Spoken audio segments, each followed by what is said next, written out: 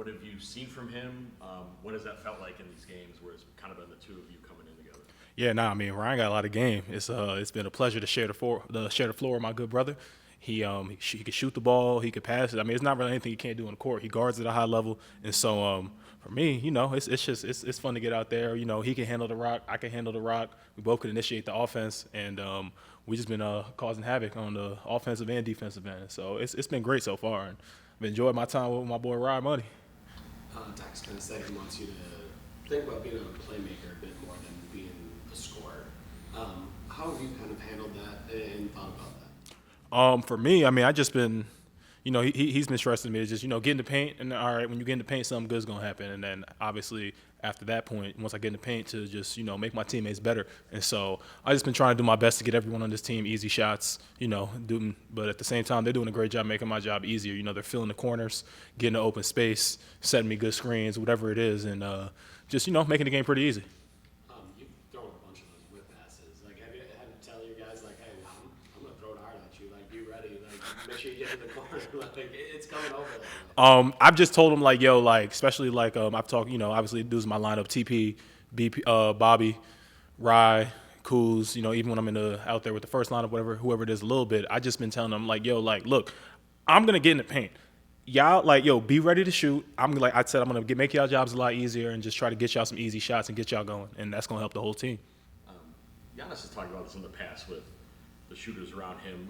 We'll see the no-look passes or these over-the-head things he does, and largely it's because he trusts the space, right? Where they'll be in the space. How important is that for you in these moments with these newer guys? Like, it seems like they've found it pretty quickly.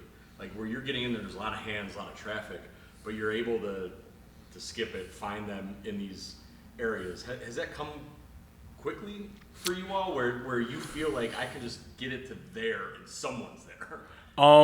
Yeah, I mean, like, my teammates have all done a great job of just, getting to the correct spots on the court. And that means, when we're coming up in transition, both corners is always filled.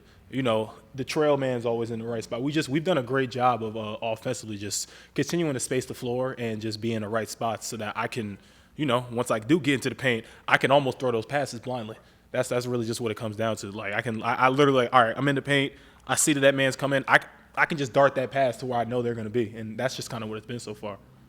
As I said, typically offensively, we think of point guards kind of running the show, making sure you get to the next action. Miles really focuses on that, like setting another screen, getting to another action, moving the ball side to side.